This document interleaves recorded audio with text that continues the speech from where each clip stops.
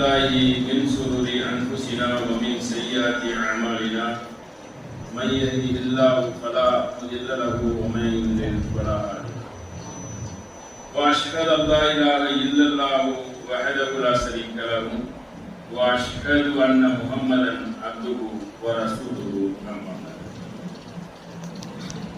கண்ணியத்துக்குரிய எல்லாம் அல்ல அல்லாஹ்வின் நல்லடியார்களே, அன்புக்குரிய சகோதர ஏகத்துவம் நமது பாக்கியம் என்ற தலைப்பின் கீழ்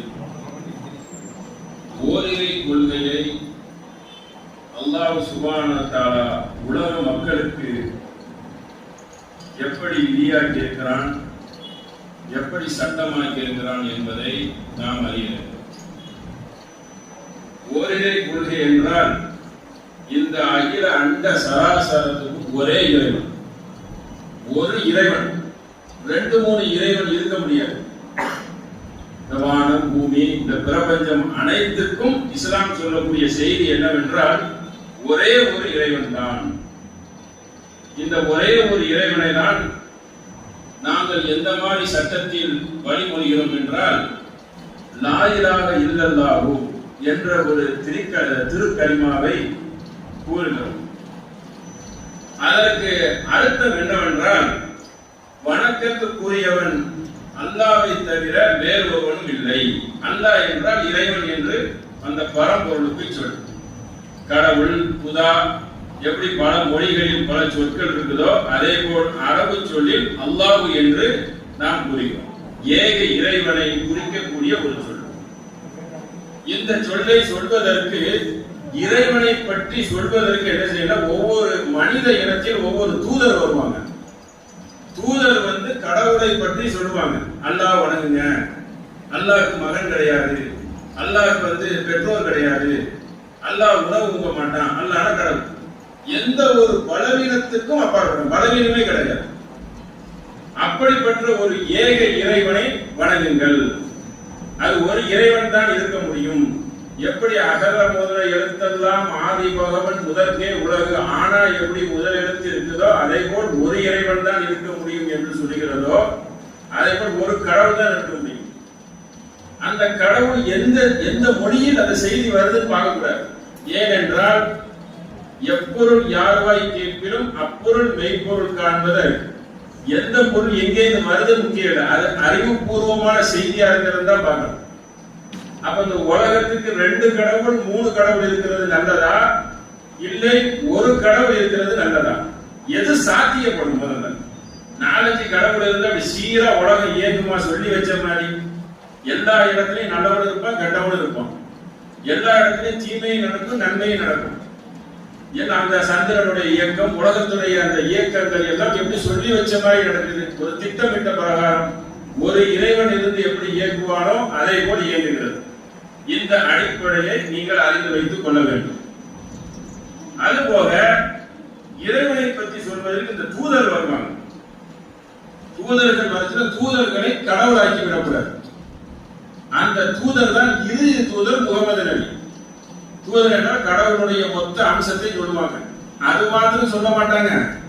ஒரு மனிதன் எப்படி வாழணும், ஏமாற்றக்கூடாது, பித்தராட்டம் பண்ணக்கூடாது, மோசடி பண்ணக்கூடாது, கொலை செய்யக்கூடாது.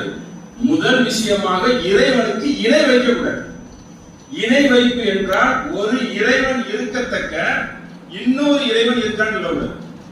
இன்னொரு இறைவன் இருக்கிறான், உப தெய்வங்கள் இருக்குது, தெய்வத்துக்கு மேல ஒரு தெய்வம் இருக்குது, குட்டி தெய்வங்கள் இருக்குது என்று சொல்லக்கூடாது இஸ்லாத்தில். அது ஒரு பயங்கரமான இறைவனுக்கு பிடிக்காத ஒரு வார்த்தை. நான் இருக்கத்தக்க நீ எப்படி இன்னொரு இறைவன் இருக்கிறேன்னு சொல்லலாம்? உனக்கு கணவன் மனைவி, உனக்கு கொண்டாட்டியா நான் இருக்கிறேன், கொண்டாடி இன்னொருத்தனை புருஷன் சொன்னா ஏத்துக்கிறீங்களா? ஏத்துக்க மாட்டீங்க. அப்ப கண்டவர் விண்டிலே, விண்டவர் கண்டிலே. நீங்க தானே சொல்றீங்க கடவுளை யாரும் பார்த்தவன் சொன்னதில்லை, சொன்னவன் யாரும் பார்த்ததில்லை என்று. அப்ப கடவுள் விஷயத்துல என்ன செய்யக்கூடாது என்றால் அது ஒரு விளையாட்டு பொருளாக இருக்கக்கூடாது. அப்ப இதை சொல்ல வந்த இந்த இறுதி தூதர் எப்படி எல்லாம் சொன்னார்கள் என்பதை நாம் பார்க்க இருக்கிறோம். இறைவனை எப்படி நம்பணும் என்பதையும் நாம் அறிய இருக்கிறோம். அதில் முதல் வசனமாக கடவுளை பற்றி சொல்ல திருக்குரான். குரான் என்றால் வேதம்.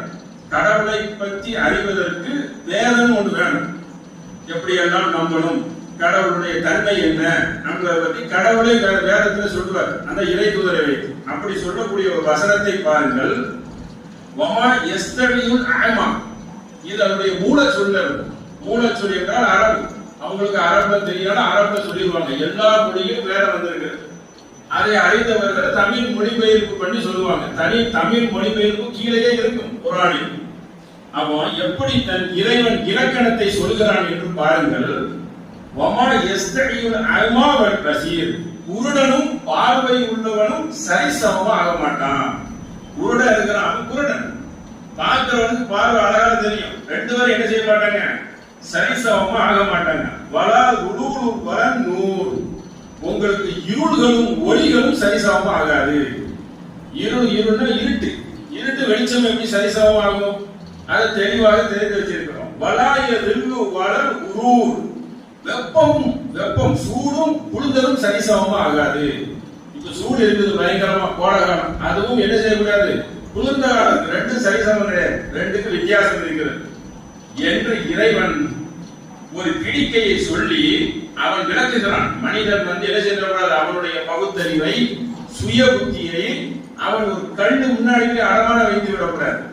அதை அவன் சிந்தித்து விளக்கணும். அதற்காக இறைவன் எப்படி சொல்றான், படிப்படியா விளக்குறான். இதெல்லாம் அவனுக்கு தெளிவா தெரியுதுல, சூடு என்னன்னு தெரியுது, குளிர்ந்தது என்ன இருக்குன்னு தெரியுது, குருடை எப்படி இருக்கான்னு தெரியுது, வெளிச்சம் எப்படி இருக்குங்கிறது தெரியுது, பார்வர்கள் எப்படி இருக்காங்கிறது தெரியுது. அதை சொல்லிட்டு சொல்றான், வமா யஸ்தவியுல் அஹ்யா வல் அம்வாத்,